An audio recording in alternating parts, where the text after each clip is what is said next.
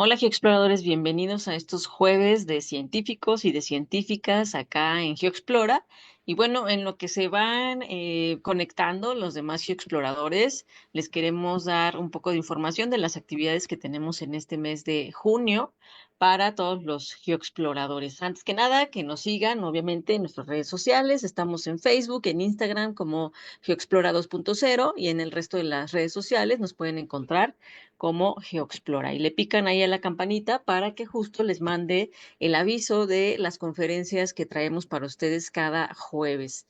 Desde pandemia hasta hoy en día no hemos faltado cada jueves en traerles a algún experto en alguna área de la geología, la biología, la paleontología. Y bueno, este mes de junio lo vamos a dedicar a los océanos actuales y del pasado, porque el 8 de junio se conmemora el Día de los Océanos. Y bueno, tenemos cuatro conferencias para ustedes en las que estaremos hablando de arrecifes del Paleozoico, de reptiles marinos, de las temperaturas de los mares del pasado y así también de arrecifes actuales y cambio climático. Hoy arrancamos con la primera de estas pláticas. Y bueno, también invitarlos a los talleres sabatinos que vamos a tener, también con esta temática de los mares del pasado. Y este sábado arrancamos con Jurassic Park, perdón. Vamos a hacer un acuario prehistórico en donde vamos a conocer a organismos del Jurásico marinos y vamos a construir nuestro acuario. El 14 de junio vamos a revivir a Dunkleosteus con plastilina, vamos a modelar a este pez icónico del Devónico y después nos vamos a conocer tiburones del pasado, vamos a armarlos en una primera sesión, son tiburones grandes, como unos 20 centímetros los que vamos a armar y después vamos a esperar a la otra sesión para pintarlos de la manera correcta con nuestro paleoartista José Luis Martínez Díaz. Así que no se lo pierdan, dos de ellas son pues básicamente de paleoarte, así que si quieren venir a aprender de los mares del pasado, pues se pueden inscribir acá en GeoExplora. Y también para los que hacen escuela en casa, si quieren apoyar sus clases de biología, paleontología, geología, algún tema en especial que les gustaría conocer más a fondo, nosotros tenemos todo un catálogo de actividades que les podemos pasar para ver si les interesa pues conocer alguno de estos temas de la mano de geocientíficos expertos. Así que nos pueden también escribir. Y bueno, también invitarlas a las paleontólogas que nos ven a que se unan a esta red mexicana de paleontólogas. Las estamos convocando para saber en dónde estamos, qué hacemos, quiénes somos. Y bueno, también invitarlas a que llenen este cuestionario que estamos compartiendo para una publicación especial de la revista Paleontología Mexicana dedicada a las mujeres en la paleontología que saldrá en enero del 2026. Así que pueden llenar el forms que les hemos compartido y ahí se unen a la red y nos dicen si quieren llenar este cuestionario y se los hacemos llegar. Y bueno, también comentarles que tenemos expediciones ya en puerta, se están llenando, así que aparten sus lugares. El 21 de junio, que es sábado, nos vamos al volcán Xitle. Vamos a este volcán que ya hizo erupción, ya es totalmente seguro ir, no nos va a hacer erupción como el volcán Etna ahí en Italia, no, ya está dormidito, hizo erupción hace 1670 años antes del presente y lo podemos visitar de manera muy segura, vamos a su cráter, hacemos un picnic en la naturaleza y después nos internamos en sus túneles de lava. Nosotros les damos el equipo de seguridad y bueno, hablamos de volcanes, de los productos volcánicos, de los riesgos a veces que hay de vivir cerca de los volcanes y bueno, de los materiales que arroja un volcán cuando hay una erupción volcánica. Así que no se lo pierdan. Y el 28 de junio nos vamos a una de las localidades más importantes de México, que es la cantera de Tlayúa, en el corazón de Tepeji de Rodríguez, Puebla. Vamos a visitar el Museo Regional Mixteco, que tiene una amplia diversidad de lo que se ha encontrado por ahí, no nada más de la cantera, sino de otros lugares, otros yacimientos fósiles en la región. También hacemos un rally paleontológico y cerramos nuestro paseo con una localidad de la Edad de Hielo con huellas fosilizadas, también llamada Pie de Vaca. Así que no se lo pierdan. Esta localidad se caracteriza por tener fósiles increíblemente preservados, así que vengan a conocerlo, esta joya paleontológica que tenemos en nuestro país, todo de la mano de paleontólogos. Y el 26 y 27 de julio nos vamos al campamento Cretácico en vacaciones, así que aparten sus lugares para ir a acampar a la Reserva de la Biosfera Tehuacán-Cuicatlán en Puebla, en donde vamos a ir a conocer estas huellas de dinosaurios del Cretácico y también vamos a ir al Museo de la Evolución en Puebla para conocer más de dinosaurios. Además, hacemos un recorrido nocturno y pues vivimos la aventura de acampar en una reserva de la biosfera. Así que no se lo pierdan y aparten sus lugares. Bueno, el día de hoy les decía que arrancamos con nuestras pláticas dedicadas a los océanos actuales y del pasado y nos vamos a arrancar con esta conferencia de historias, misterios y curiosidades de los arrecifes del pasado con nuestro querido doctor Sergio González Mora. Para quienes no lo conozcan, lo voy a presentar. Sergio es biólogo por la Facultad de Ciencias de la UNAM, donde también realizó sus estudios de maestría y doctorado en ciencias biológicas. Su investigación se centra en el estudio de faunas fósiles de briozoos en México, desde el Paleozoico hasta el Cenozoico, así como en el origen y evolución de polimorfismos en invertebrados marinos coloniales. Ha colaborado en la publicación de diversos artículos y capítulos de libros sobre paleontología de invertebrados, trabajando en conjunto con otros especialistas. Como docente, ha impartido clases en las licenciaturas de Biología y Matemáticas Aplicadas en la Facultad de Ciencias, así como en la Universidad de San Carlos de Guatemala. Además de su trabajo académico, tiene un gran interés por la comunicación pública de la ciencia a través de medios escritos, redes sociales, talleres y charlas de divulgación con el objetivo de acercar el conocimiento científico a públicos diversos. Y pues bienvenido, Sergio. Qué bueno que andas por acá. Bueno, muchas gracias por la invitación, que la verdad agradezco mucho la oportunidad de poder hablar de algo que me gusta en demasía, que es esto de los fósiles de invertebrados marinos y particularmente paleozoicos.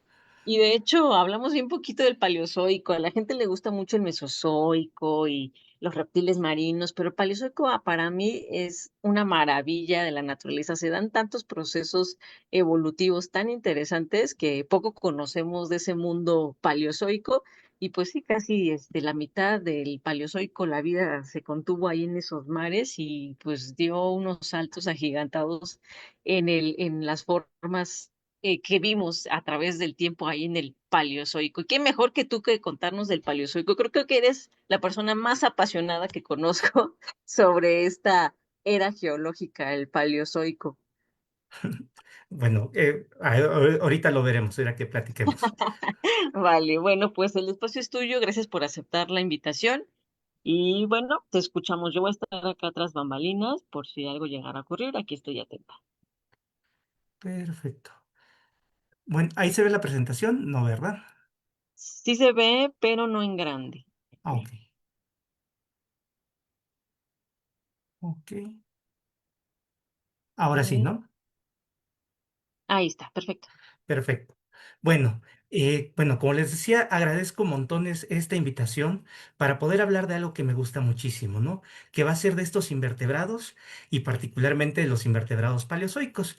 Además, pues me invitaron particularmente para poder hablar de estos arrecifes, de las comunidades arrecifales.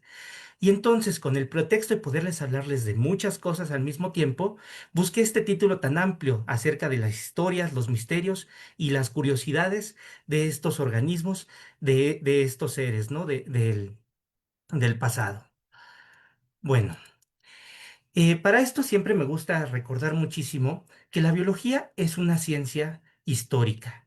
Y al ser una ciencia histórica, para poder entender el presente, tenemos que recurrir siempre al pasado, a los miles y millones de años que ocurrieron en el pasado y que dieron, y que donde ocurrieron montones de eventos evolutivos que son claves para poder entender nuestro presente. Es por eso que también recordar un poquito que en esta plática pues hablaremos de tiempos geológicos sumamente grandes. Normalmente pues nosotros podemos pensar qué hacemos en un día, podemos recordar qué desayunamos, quizás nos acordamos qué hicimos el mes pasado, nos costaría un poquito saber qué hicimos el año pasado a esta misma hora.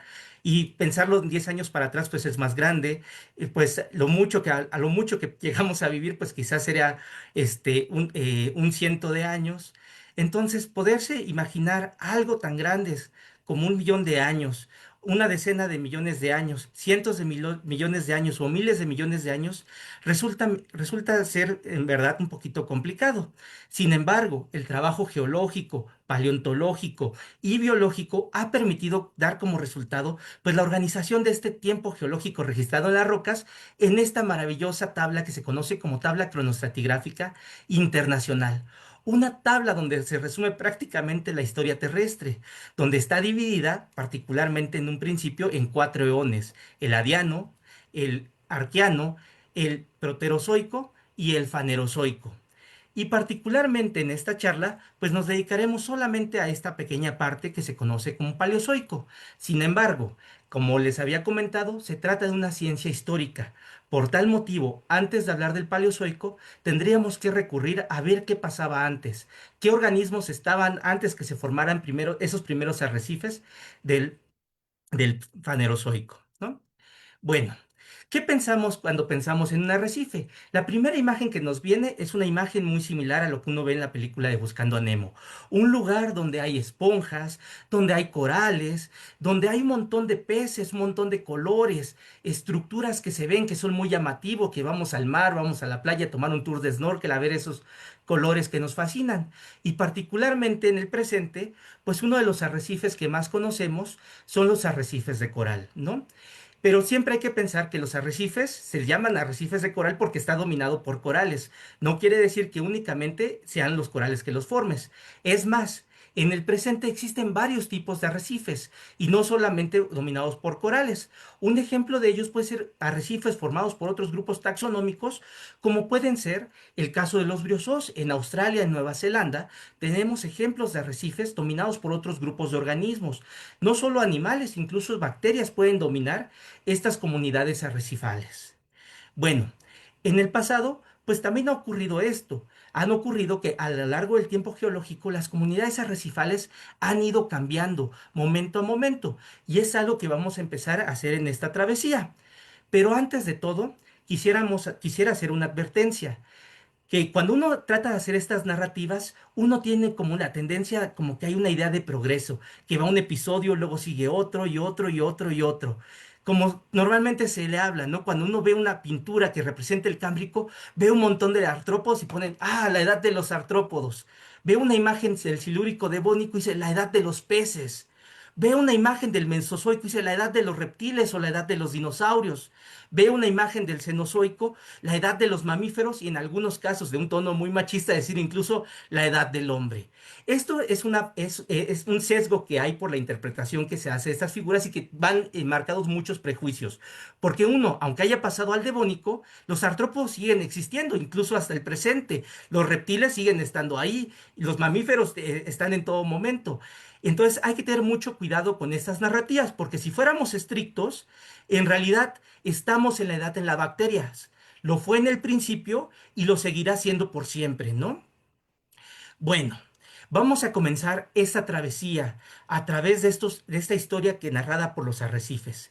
El primero de ellos va a surgir muy temprano, prácticamente después de la formación del planeta Tierra y una vez que ésta se haya enfriado, en el Arqueano tenemos las primeras evidencias de posibles arrecifes. Arrecifes no dominados por animales, sino por bacterias. Bacterias que formaban estructuras a manera de tapetes que se van poniendo uno sobre otros, donde se atrapa sedimento y crean unas estructuras que se les llama estructuras organosedimentarias y que al final forman este patrón como que va una capa sobre capa a las que llamamos estromatolitos. Este tipo de arrecifes aparecieron en el Arqueano hace 3.500 millones de años y ¿qué creen? Estas estructuras, estos arrecifes no es que se hayan extinto, siguen en el presente. Incluso encontramos lugares en el mundo donde todavía existen estos arrecifes formados por estromatolitos, por bacterias. Entonces hay que seguir esa frase de Gould al pie de la letra. El pasado fue la edad de las bacterias y lo sigue siendo, ¿no? Bueno, pero normalmente algo que siempre nos llama la atención acerca de los arrecifes van a ser esos arrecifes donde vamos a encontrar prácticamente ahora sí a los animales. Esta frase siempre me ha encantado que dice, cuando aparecieron los animales, el mundo cambió para siempre. Esa frase es algo tramposa porque en realidad pongan ahí el grupo taxonómico que ustedes quieran y queda perfecta. Cuando aparecieron las plantas, el mundo cambió para siempre. Cuando aparecieron los hongos, el mundo cambió para siempre. En realidad, pues también aquí hay un sesgo según el grupo taxonómico que nos interese. Pero bueno, en este caso, pues sí nos vamos a hacer nuestro sesgo hacia el caso de los animales. Y vamos a empezar posiblemente con las primeras evidencias de lo que se podría tratar vida animal, que nos remonta a la biota de Ediacara, que en realidad no se debería llamar biota de Ediacara, sino las biotas de Ediacara, porque son organismos de diferente tipo, que vivieron en diferentes ambientes y vivieron incluso en diferentes tiempos. Unos de los más famosos son pues, que vienen de Australia, que se conoce como la Asamblea del Mar Blanco, donde vemos organismos de cuerpo blando, en su mayoría, algunos erectos, otros en el fondo, pero alguna característica que van a tener es que van a vivir sobre el sustrato. Es un mundo prácticamente de dos dimensiones. Y como podrán ver en la imagen en el fondo, pues ven que el paleoartista puso un color como un tapetito color verde alrededor. Esto es porque esta biota de Diacara, pues prácticamente su preservación está asociada a que estaban cubiertos de tapetes microbianos. ¿Sí? Donde prácticamente al morir quedaban cubiertos por estos tapetes, dejándonos un molde que se conoce como máscara de la muerte. Y es más, es sumamente interesante que una vez que aparecen, por ejemplo, ignofósiles, es decir, huellas, rastros de organismos que parecen alimentarse de esos tapetes microbianos, la biota de Diacara desaparece. Quizás siguieron existiendo y lo único que desaparecieron fueron los tapetes microbianos, disminuyeron su distribución y a lo mejor hay un sesgo, ¿no? Y a lo mejor no es una extinción real, sino más bien se perdió la ventana de preservación de los organismos. Pero bueno, esta biota de Diacara, su conjunto más reciente es el conjunto Nama.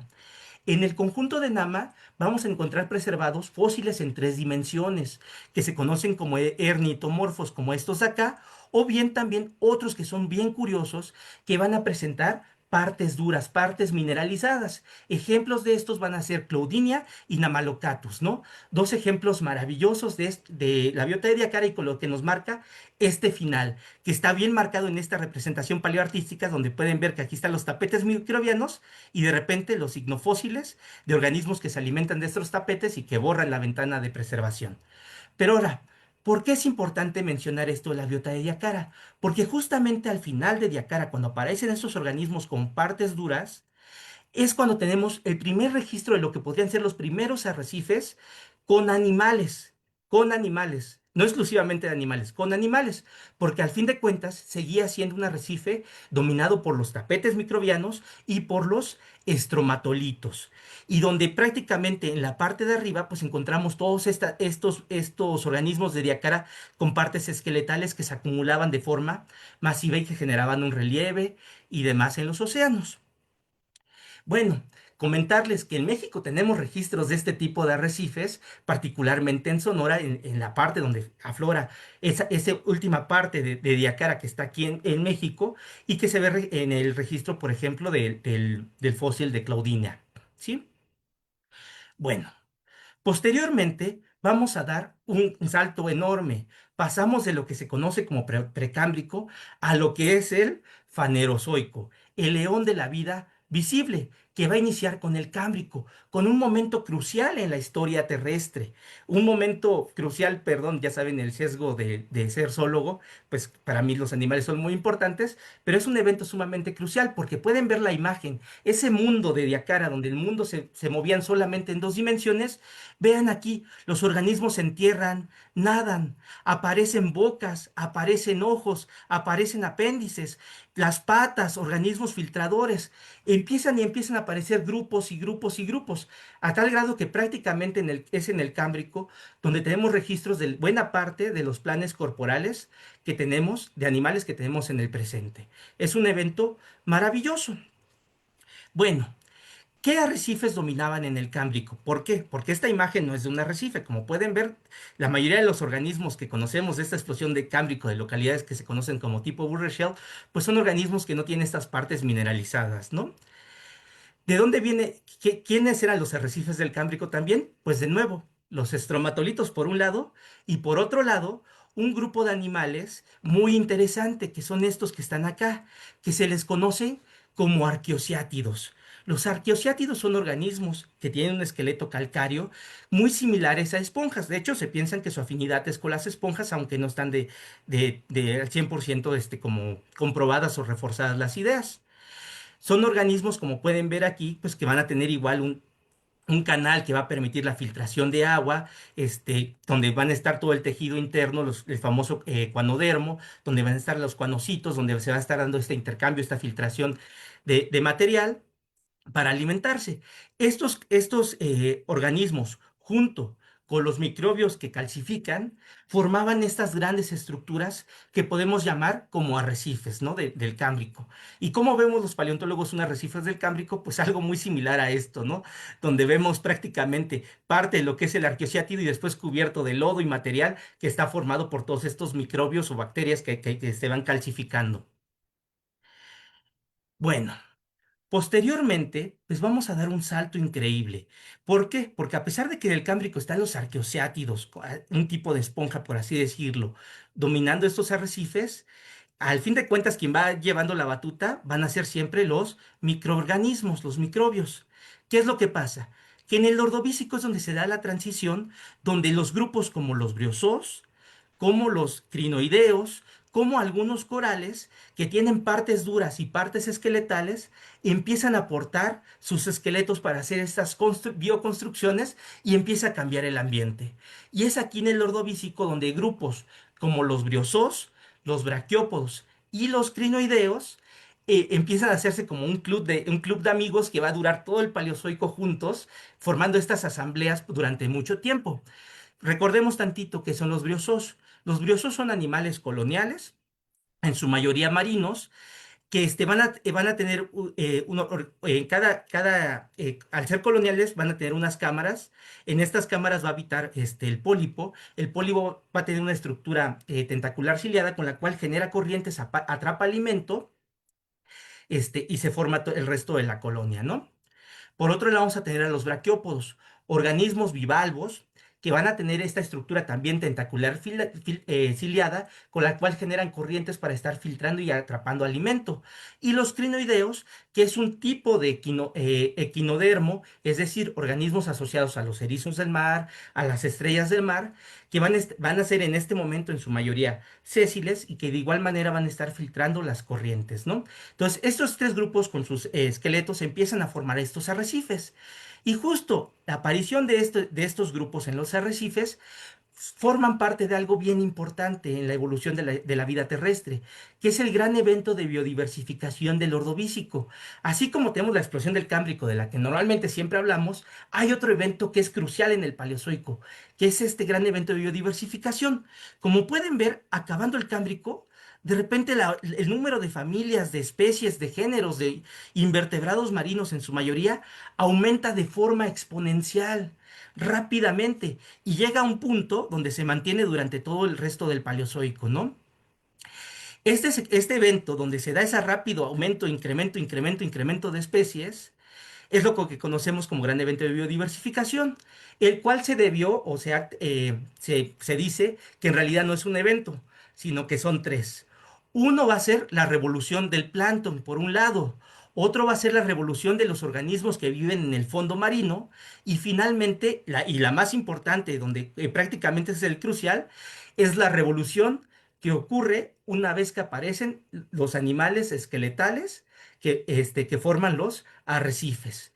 Y es así, es brutal este cambio, ¿Por qué? Porque de repente de esos ambientes dominados por bacterias tenemos un paisaje como este, un paisaje lleno de animales, lleno de crinoideos, lleno incluso, vean acá, unas estructuras que se ven aquí con unos pólipos que son coralitos, ¿no? También estos de acá corales, solo que diferentes tipos. En esta imagen, por ejemplo, estaríamos viendo representantes de lo que van a ser los corales tabulados, un grupo de corales paleozoicos ya extintos en este momento, que van a tener entre cada una de las cámaras, van a tener unas tabulitas muy marcaditas, ¿no? Que se marcan.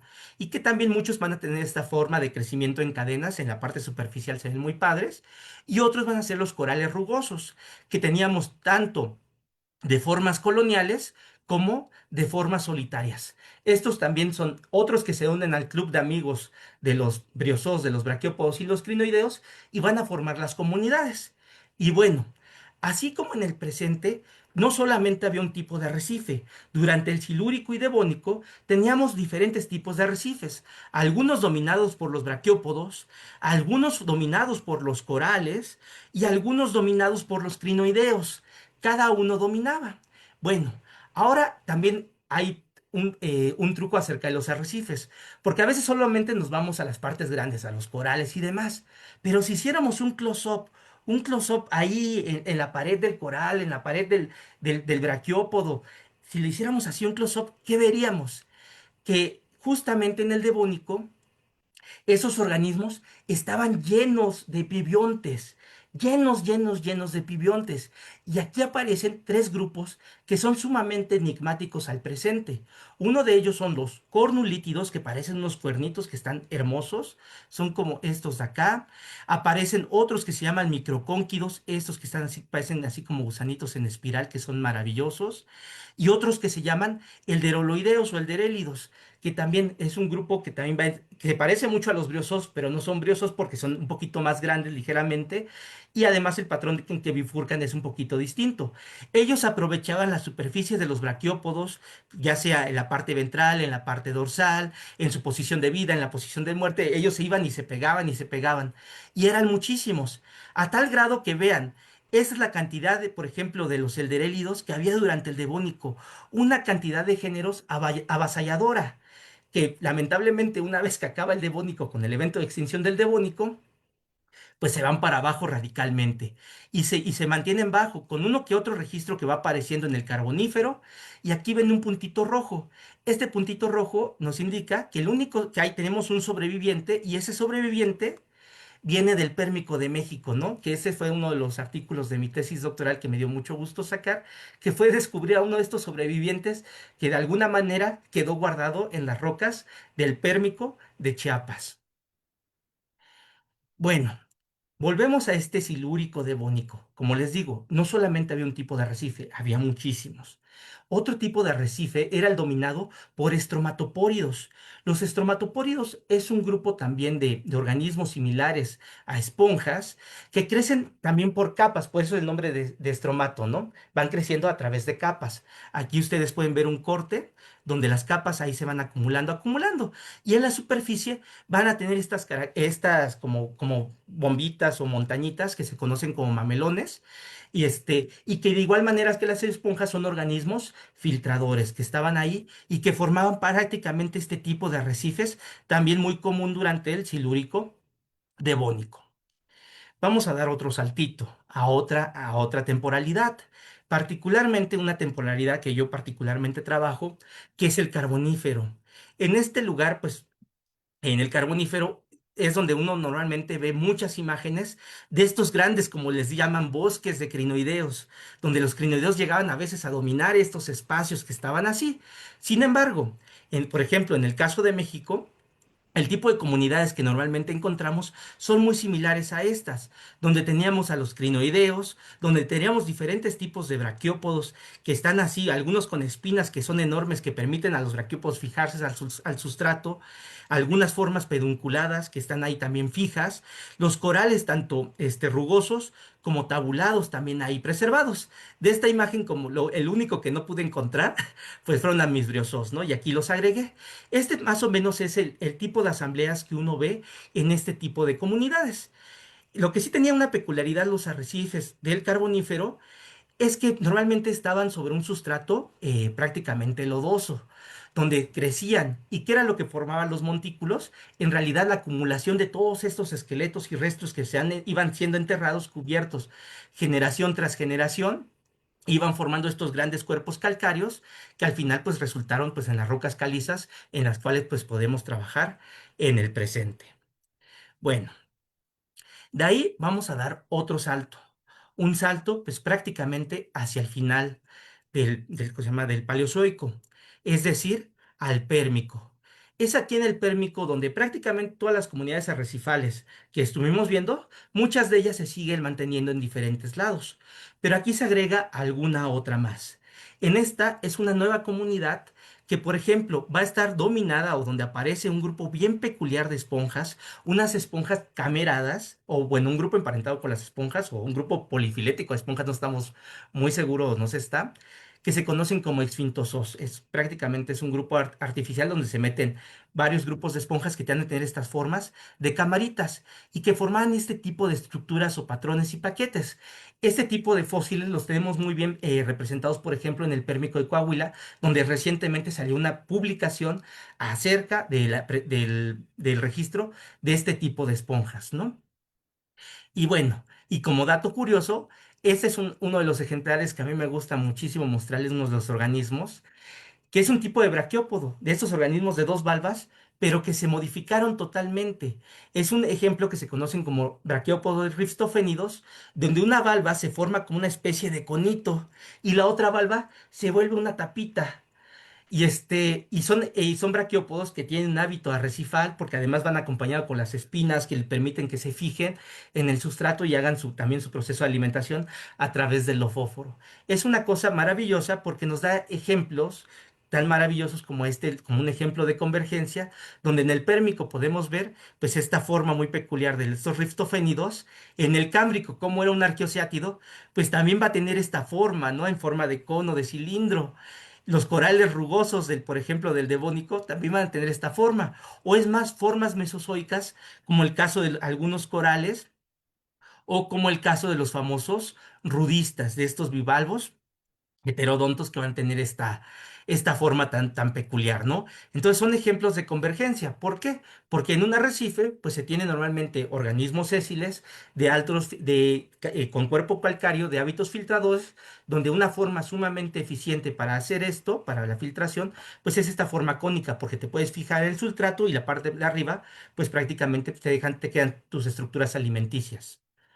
Bueno, toda esta historia pues va a terminar con prácticamente uno de los eventos de extinción más grandes que han existido, que es el evento de extinción del Pérmico. Es un evento avasallador donde más del 90% de las especies se extinguieron en todo el mundo. Particularmente las especies de organismos arrecifales fueron muy afectadas a tal grado que bueno, se decía que durante los primeros millones de años del Mesozoico no teníamos evidencia de arrecifes animales, sino que otra vez las bacterias dominaban esos arrecifes. Fue tan fuerte este cambio de la extinción masiva que cambió la composición de los arrecifes. Bueno. En esta charla, pues algo ¿por qué es importante estudiarlos o por qué los destaco? Porque si se darán cuenta, muchos de estos organismos arrecifales, pues ¿qué tenían? Estructuras duras. ¿Vivían en dónde? En un ambiente sedimentario que se conoce como arrecifes, que son ambientes propicios ¿para qué? Para la fosilización. La mayoría de los organismos, como pueden ver en esta clasecita de un profesor que les está enseñando cómo ser un buen fósil, pues vemos a un braquiópodo, a un bivalvo, a un gasterópodo, a un trilobite, a un amonite. Todos tienen parte duras y prácticamente todos los fósiles arrecifales siguen la máxima que viene aquí, que es vive rápido, muere joven y deja un hermoso cuerpo. Y esto se los menciono porque gracias a esto, prácticamente nuestro conocimiento, la mayor parte de nuestro conocimiento de la biodiversidad del pasado, pues va a venir de los fósiles de los arrecifes del pasado. Y es gracias a eso que podemos tener estas gráficas tan maravillosas donde están graficados el número de familias de organismos que vivió en cada momento de la historia terrestre. Y se darán cuenta que prácticamente aquí es donde podemos ver los grandes eventos de biodiversificación, los grandes eventos cuando baja de extinción, y como tal les digo a mis alumnos que los patrones de diversidad en la Tierra son como el chorrito, porque se hacen grandotes y se hacen chiquitos, ¿no? Entonces, es por eso que es vital estudiar los arrecifes del pasado, pues para tratar de entender qué cosas nos podían pasar ante un evento de extinción. Y esto también, pues, que es una máxima que hay que tener. Estudiamos los organismos del pasado, pues, para entender los problemas del presente. La biología es una ciencia histórica y, pues, prácticamente lo que hemos visto hasta este punto, pues, es la primera parte de una historia que continúa y continuará, durante varios millones de años más. Y bueno, agradezco la atención prestada a mi charla. Muchas gracias. Muchas gracias, Sergio. Qué bonita presentación nos armaste y nos llevaste en un recorrido por todo el Paleozoico, desde el Cámbrico hasta el Pérmico, y qué maravilla de, pues sí, de integrantes de los arrecifes. Yo también cuando doy esta clase y que empezamos a hablar de arrecifes, siempre les digo a mis alumnos que es como el teatro, ¿no? El escenario es son los arrecifes, pero los personajes van cambiando a través de las diferentes escenas, ¿no? A Sí, veces los arrecifes van a estar, los principales actores van a ser los estromatolitos, luego los arqueociátidos, luego corales que no son como los que vemos actualmente, y así sucesivamente. Y ahorita, pues están reinando los corales que conocemos, pero eso no quiere decir que vayan a durar por siempre y para siempre. Vendrá a lo mejor otro grupo a reemplazar a estos formadores de arrecifes, y quizá no sé si lo veamos o no lo veamos, pero es parte como de la historia. Los arrecifes han estado siempre ahí, pero pues sus personajes principales han ido cambiando a lo largo del tiempo, y el Paleozoico es una buena era para ver estos cambios tan impresionantes, muy interesante. Oye, ¿qué decías hace rato de cuál es la máxima de los para llegar al registro fósil? vive rápido, muere joven y deja un hermoso cuerpo, que es el lema de una película, creo que se llama Rebelde sin causa o algo así. Es que sabes que me suenan los rockstars, ¿no? Estos Sí, que tienen la maldición de morir a los 27 o así súper chavos, eso sí de, pues que viven la vida loca, se mueren bien jóvenes y bueno, en este caso dejan un registro fósil. sí. Interesante. Bueno, vámonos a las preguntas. A los exploradores les gustó mucho tu presentación. Y mira, te voy a leer los que andan por acá. Nuestra querida Mari Joel Girao López, que también es súper fan del Paleozoico. Ella es geóloga, no sé si la conoces, pero también es paleoartista, es de Colombia. Y dice, un gran abrazo, aquí estamos. Saludos, Mari. Alan Cedas López dice, hola a todos, saludos desde La Paz, Baja California Sur. Saludos a los que nos están Saludos. viendo en la parte norte de nuestro país. Por aquí, Eric Gudino dice, un saludo desde Guadalajara. Saludos hasta Guadalajara.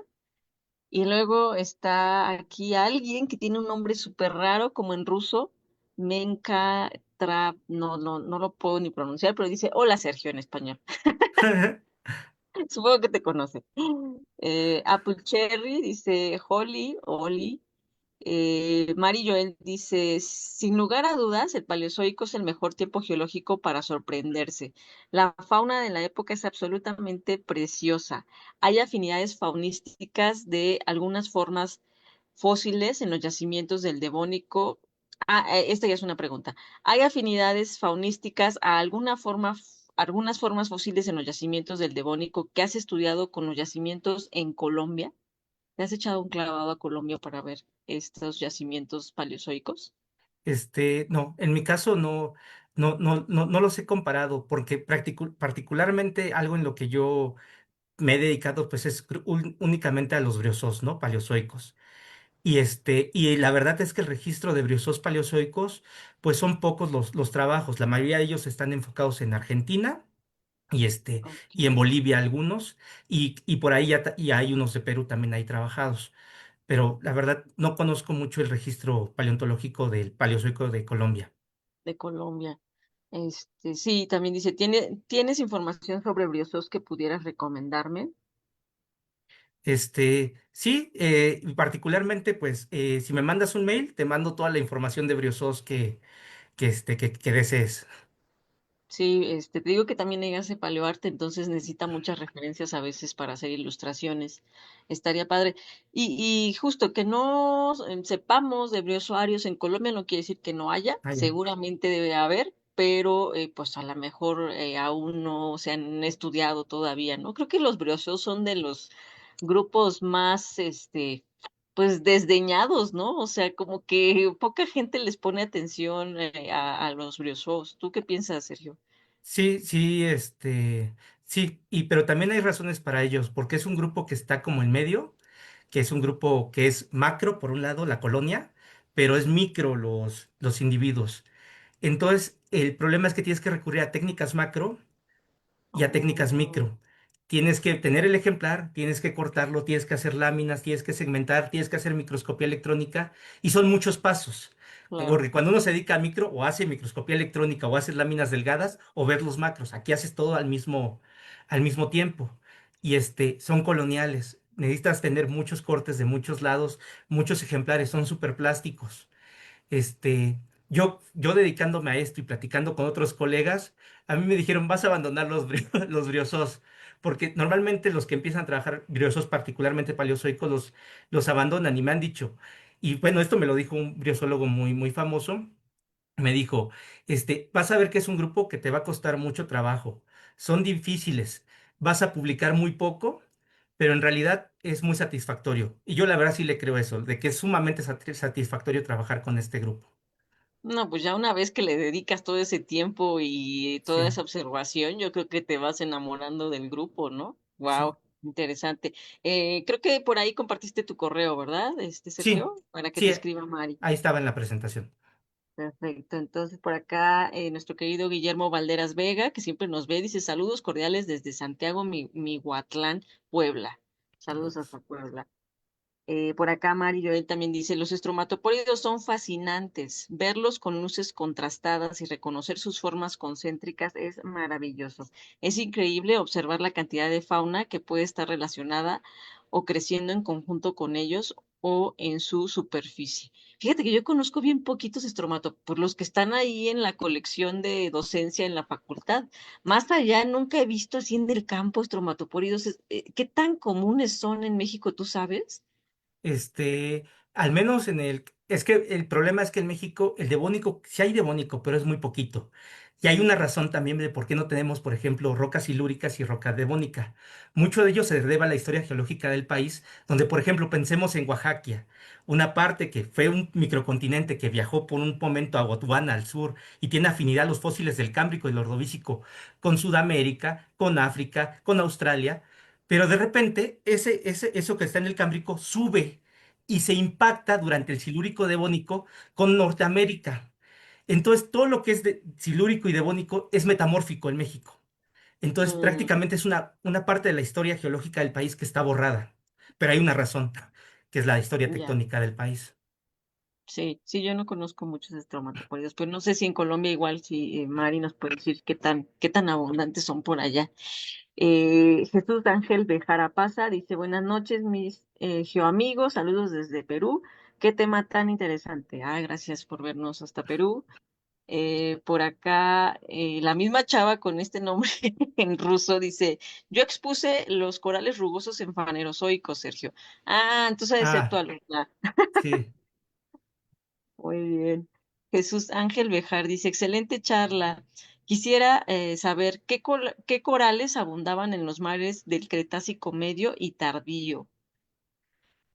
Cretácico medio y tardío, Sí, ya empezaban ahí Scleractinia, pero también hay hexacorales y otros grupos.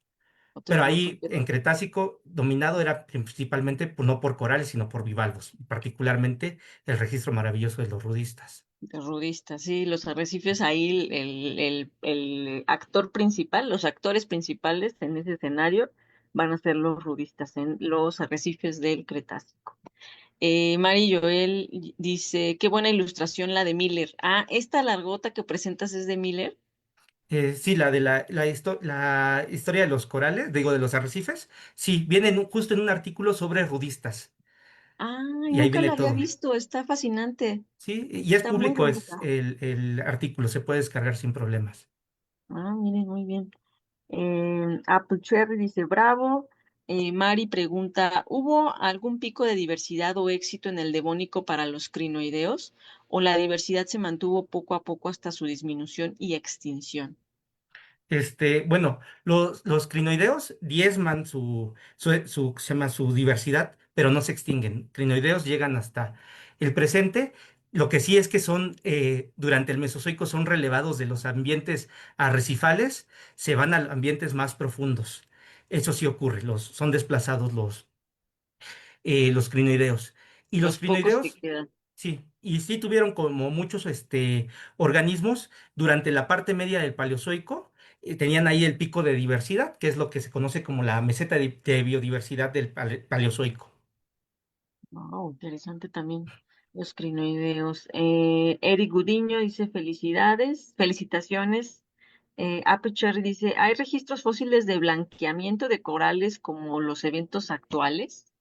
Este, Eso es curioso porque el problema, digamos, de estudiar esto de blanqueamiento no de corales, sino de estos organismos del pasado, es que tendríamos que encontrar ejemplos de simbiosis, ejemplos donde nosotros podamos justificar de que ahí había algas que convivían con estos. En algunos casos se han inferido, creo que para corales tabulados sí se han inferido este tipo de asociaciones o interacciones alga alga coral, este, pero justamente los eventos estos de blanqueamiento, no estoy seguro si se tienen registros. Ah, yo tampoco, ¿eh? Ahora pensando, no, no recuerdo haber leído algo sobre blanqueamiento, y nada más en corales, no sé, o sea, Sí. cualquier cosa que pueda tener esta simbiosis, como dices. Y Mari Joel dice, jajaja, el club de los 29. Ajá, estos, los rockstars que viven rápido, mueren muy jóvenes. Miguel Ángel Arias dice, interesante charla, solo una pregunta. ¿Qué características tienen los rudistas y en qué tiempo surgen?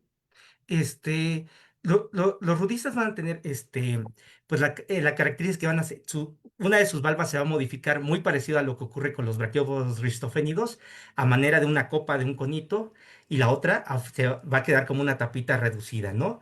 Y prácticamente van a tener este hábito filtrador. Por eso en mucho tiempo se les llamaba, como bivalvos aberrantes, y justo también por eso el nombre de rudistas. No sé bien si surgen en el Jurásico o en el Triásico. Jurásico sé que hay, pero Triásico no estoy seguro. Pero sí del Jurásico y se extinguen poquito antes de la extinción del KPG en el Cretácico. Y bueno, y ahorita que mencionas los rudistas, justo ahorita estoy trabajando con briozoos asociados a rudistas. Ah, ok. Órale, Sí. como ahí haciendo, Esclerobiontes, sí, pegados. ah, interesante. Y solamente ocurrían o sea, tenían como grupos selectos en donde tenían este comportamiento, los brizos. Es lo que estamos descubriendo. Pero lo que sí Mm. estamos viendo es que en rudistas están llenísimos.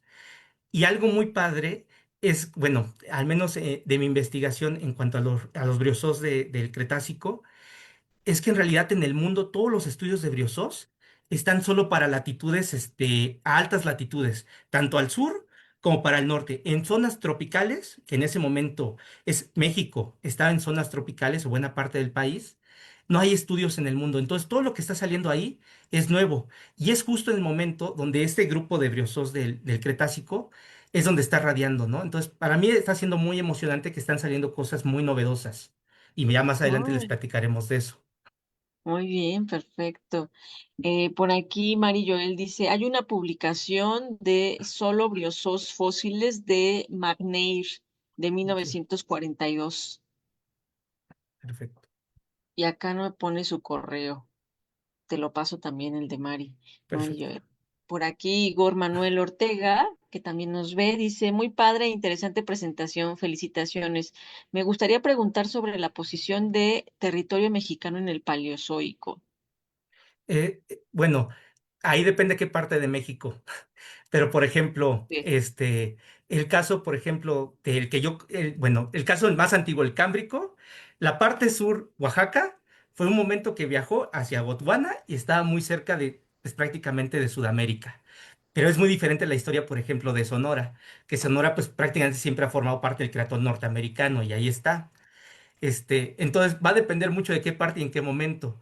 Porque, por ejemplo, ya el carbonífero de Oaxaca, el carbonífero es idéntico a lo que hay en Estados Unidos, a tal grado que prácticamente es un mar interior que era parte de lo que era el mar Reico, que va desde Oaxaca hasta el centro de Estados Unidos, todo ese mar, y es lo que, por ejemplo, tenemos todos los arrecifes del carbonífero de México, son igualitos a lo que encuentras en la parte del centro de Estados Unidos.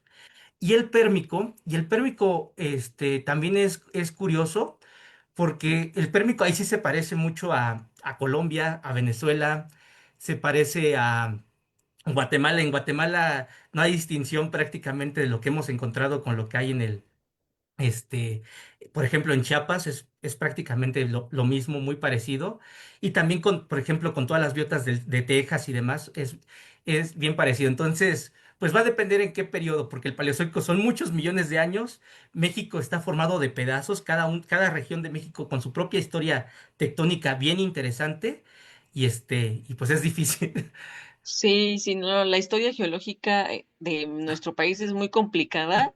Justo está este modelo de terrenos tectonoestratigráficos, porque cada pedacito tuvo su historia con otro pedacito y se fue moviendo.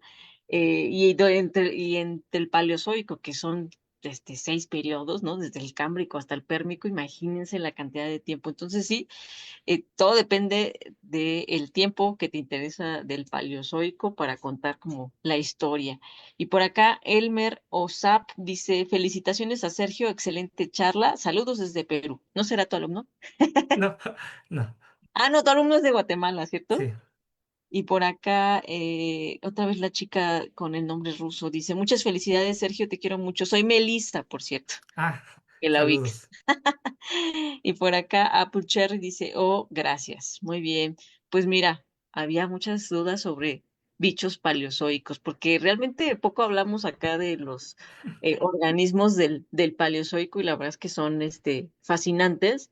De hecho, cuando te preguntaba sobre ponentes para GeoExplora, me sacaste toda una lista de gente en México que está haciendo cosas bien interesantes con biota del Paleozoico, así que prometidísimo que vamos a hacer toda una serie de conferencias, un mes solamente hablando del Paleozoico de México, para que justo vean la diversidad, no todo es mesozoico, no todo es cenozoico, y nos vamos a clavar acá en el Paleozoico. Así que vuelves a venir, Sergio, estarás invitado de nuevo a hablarnos de tu grupo preferido, tus briosos. Perfecto. Muchas gracias. Bueno, exploradores, esperamos que les haya gustado esta super plática acá con nuestro querido Sergio. A Sergio también lo pueden seguir en sus redes sociales de divulgación, está como La Mordida del Anomalocaris. Y recientemente estoy viendo que estás colaborando con una columna en un medio de divulgación. Sí, es de notas periodísticas, pero quieren una sección de ciencia y empezamos este martes con la primera ya nota oficial. ¿Cómo se llama Ah, qué es sí, se periódico? llama revista digital, se llama Paradigma. Paradigma, Mm. ok. Bueno, ahorita les pongo por acá también el enlace para que vayan a leerte. Vas a tener una columna cada mes, Semana, cada semana. Ah, bueno, le vas a estar ocupado. Muy sí, bien. Cada semana te estaremos leyendo ahí en la revista Paradigma. Muchísimas gracias, Sergio, por venir. no, gracias. Bueno, geoexploradores, pues muchas gracias por haberse conectado y el próximo jueves, ahora sí, nos vamos a otra era geológica y nos vamos a hablar de reptiles marinos en el Mesozoico con un estudiante de biología que está haciendo su tesis con justo reptiles marinos. Así que no se lo pierdan, andaremos por aquí en Facebook. Gracias por conectarse y adiós. Adiós.